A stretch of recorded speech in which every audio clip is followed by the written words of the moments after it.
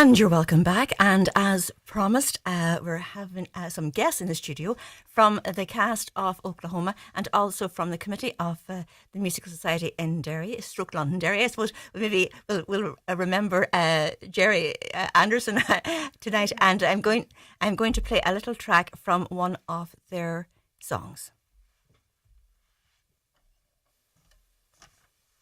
Your dreams into his arms you long to fly.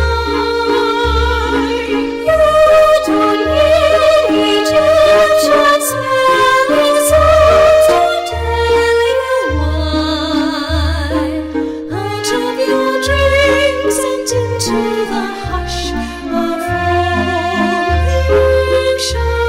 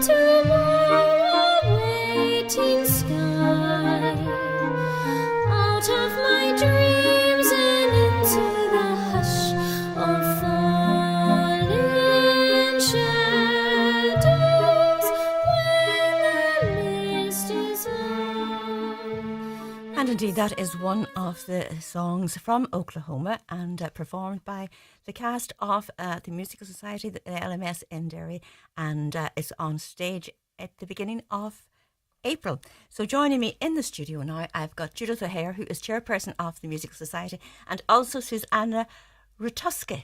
Is that right? Yes, that's right. And, well, originally from Poland, but now living in Letterkenny, and they're going to give me some idea of what is going on. Ladies, you are very welcome. Thank you, Jane. Thank you. Right. So, Judith, you were here last year just when you were promoting Oliver. That's right. Yes, we were delighted. Thank you, Jean, for talking to us again this year. So, Oklahoma, as everybody will know, it's a classic show. It was really the first big musical by Rodgers and Hammerstein. Back in the film was first out in the 50s, which is a very long time ago, but it really encompasses everything musical theatre can offer. There's a very good story. It is drama, it is comedy. There are very good characters in it. They're very well distinguished in the plot. And then there's a lot of opportunity. There's beautiful music and dance and singing. It's really got everything. And we've our choreographer is very imaginative, and we've got lots of ballet dancing and tap dancing. Somebody said it was more like 42nd Street in Oklahoma. And then chorus movement. I'm at that stage. I'm just moving around in the back, but Susanna and young people like her are lovely dancers and singers as well. So it really provides everything for a musical theatre company like ourselves. Mm-hmm. So we're very excited to bring. I think it holds up well. It is a good story. It's a love story, but there's a bit of drama. There's the baddie Judd and the goodie, and a bit of humour with the travelling salesman and this early Edoani, who's the bit of flighty character, and she eventually falls in love with her man Will Parker, who's lots of dance and singing routines as well. So it's a very fun, lively show, and we hope that the audiences, we're sure you would, there's something for everyone. Mm-hmm. So we hope you would come and support it. And it's been the first original was on Broadway on March 31st, 1943. Yes. So it's been around a long time, but as you say, it stands the test of time. And some beautiful, beautiful songs. Out of My Dreams, we just heard that Laurie and the female ensemble sing. And you've other things like the Surrey with the fringe on top and it's timeless, really. Yes. Oh, what a beautiful morning, of course, everybody. So we're very pleased to be able to. But they're also they're slightly. I've done this show a few times before. We first did it in the Guildhall back in '69. I wasn't in that production, but I took part in '87 and 2003. So this version has got slightly. There's some lovely harmony singing. The big Oklahoma chorus at the end is new version, I think. But it's basically we haven't touched the story. And Susanna, you are originally from Poland, lived in Letterkenny. So what got you involved in the theatre? Well,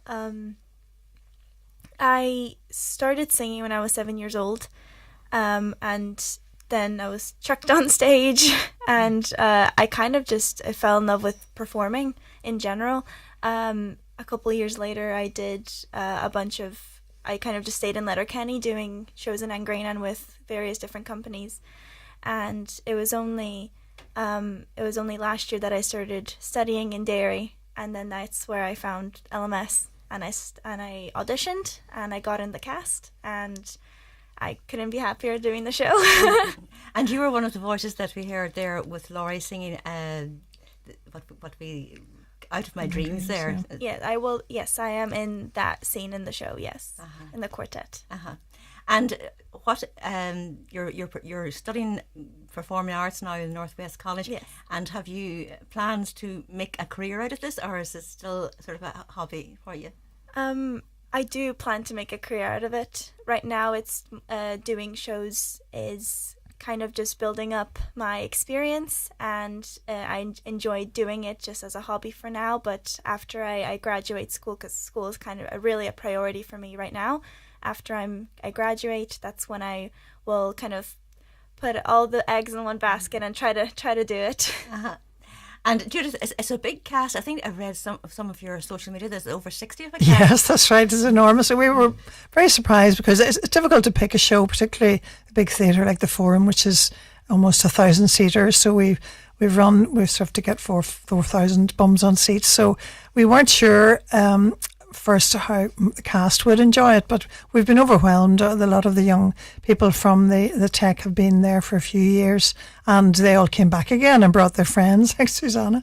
And then we're starting off with the younger ballerinas, so there's a big cast, and we're lucky. A lot of young men, a lot of music societies have difficulty keeping young men, and once you get the boys involved, they're just super, and we're having such fun. There's a big scene, The Farmer and the Cowman, which sort of turns into a bit of a brawl between the two rival groups, and it's hilarious. The young guys are going at it, and they're flinging each other on the floor. All, of course, managed fights, but it's great fun, and they're really, really going for it. So we're delighted there's such a big cast. Mm-hmm. And of course, you mentioned their choreography. It's so important to have a lively show, to have great movement. So who's your choreographer this year? Well, our choreographer, we're very fortunate with Vanessa Chapman, who runs a Rainbow School of Dance in Eglinton. And Vanessa's been with us for, I think over nearly 30 years. And Peter Doherty is our musical director. Peter's been with us for quite a long, I think it's his 10th year this year. And Michael Poole is our director. Michael was is a drama coordinator at the Tech, and unfortunately he's left that. He's moved on to another part of his career, but he's coming back from England to direct the show for us. So we're delighted with that. He comes over every week. So they're great. They're a great team. And I think Suzanne and the other ones enjoy. He's very good at. They're all very good at what they do. It's a combination. Musical theatre involves so much because you will initially rehearse the drama separately and the music and choreography separately, and they all have to blend together, and that's what makes it such good fun. Mm-hmm. And I suppose amateur musical theatre has come such a long way over the last 60 years, and I think audiences expect it now to be No, professional. And I was just reading the wonderful review you got from Ames last year for your Oliver production. Yes, and you were hiring the costumes, I think, from somewhere across the water as well for that. We do. We get the specialised costumes. One of our members, Addis Blair, has a big barn near Ballykelly, and she collects costumes over the years and lets us very minimal rent. We were able to source a lot of them from her, but some of the specialist costumes we hire from Scotland, Utopia in Scotland. It's a problem. There isn't, and then we have to get the set from England. There isn't really. There's nowhere, certainly locally, it's nowhere we have to get the set. We're not in the fortunate position of being able to build. We don't have premises to build a set, so we have to hire in the set, and that adds to the expense. But I think it makes it professional for the audiences. It makes it a better experience, you know. And of course, you may not be privileged in that sense, but you are privileged to have the wonderful Millennium to stage your shows. Yes. Compared to, as you said, to the smaller halls years and years ago. Yes, that's right. You do school halls and small. The Forum has great backstage facilities, and we have a great stage team as well, and we have our lighting and sound technicians. So you do. And it's one theatre where you can see well from all the seats. You're not going to be behind a pillar or anything, and it is very, very comfortable. So I think, and the staff are very helpful to us. But you're funny saying how things have changed. When I first started singing with LMS in 1983, I was doing a show, The Gypsy Barn, and I was actually expecting my first daughter, my first child, and she was born. We were on stage in end of February. She was born in April. In those days, you could just stand there and sing. And it didn't. Nowadays, I wouldn't think you would be pregnant on the stage because there's so much more lapping about, and everybody's much more active than we would have been back then. not the place for people with dodgy hips like myself. And going back to you, Susanna, I'm sure you've made a lot of lovely new friends since you started the show. No, absolutely. I have obviously my friends from tech that I love so much, and they obviously inspired me to come into join LMS, which I'm very grateful for. But yeah, I've made a lot of friends with the girls from Rainbow Dance School. Yes. And just everyone that's there as well. People from the main cast. I've become great acquaintances with the staff there, with Peter, with Mike. Obviously Michael was my lecturer last year as well, so I know him from there. But yeah, no, I love everyone that's working on this production as well. Mm-hmm. And you're in the ensemble, so who are doing the leads? Like who's doing Curly and Laurie and Ado Annie and Will Parker, the main ones? Yeah. Well, Will Parker is played by my very dear friend Aidan McLaughlin, who is just one of the most incredible performers I've ever seen in my life. And alongside him is Amy June, incredible, playing Ado Annie. Yeah. Mm-hmm. And then there is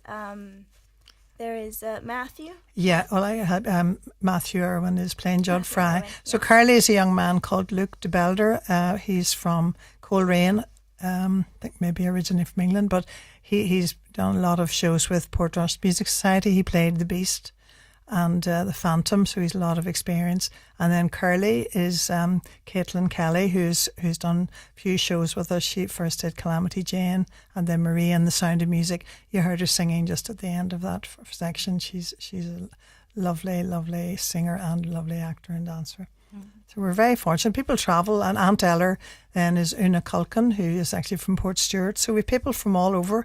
We've two other young people, Jack McLaughlin and Marie McClafferty, I think, from Carndonna, and Malin, and Susanna from Letterkenny, and then there's a whole bunch from Strabane and Portstewart, Castle Rock, Coleraine. They're all travelling in too, so we're delighted to have such a spread of performers from all over the, what do we say, from the Wild Atlantic way to the Causeway Coast. We've got the whole range. So it kicks off now on the 9th of April until the 12th of April, yes. Judith. Yes, that's right. We're 7:30 Wednesday the 9th to Saturday the 12th of April. We're not doing a matinee this year. It's not particularly a children's show. I mean, children from about 10 up would enjoy the music and the dance, but it's not really geared for children. So tickets are available from the Millennium Forum box office which I can give you the number if you want. Yeah, perfect. It's 0287126445, and then their website, Millennium, MILLENNIUM forum.co.uk. It's a big mouthful. That's their... so the opening night, all the tickets are £20. The opening night's very well booked. And then Thursday to Saturday, £21.50, £24, £26.50. Buy 10, get one free. I know it probably seems a lot, but some of the professional shows that have been here have been charging £40 plus. You know, it's just musical theatre is an expensive. And I think audiences don't realise how much even to get the royalties to do the show and to pay the orchestra and to book and thing. That's the other thing. Yeah, of course, we have a live orchestra of 16. I should mention them. Andre Peter, they're the finest musicians from around the area, and they really add to it now. Particularly the cast love to hear when the live music, when the orchestral accompaniment comes in. It really is something else, you know. Well, the best of luck with that, Susanna and Judith, and many thanks for taking time out tonight to come in to talk to me about it. And all we need now is bums and seats for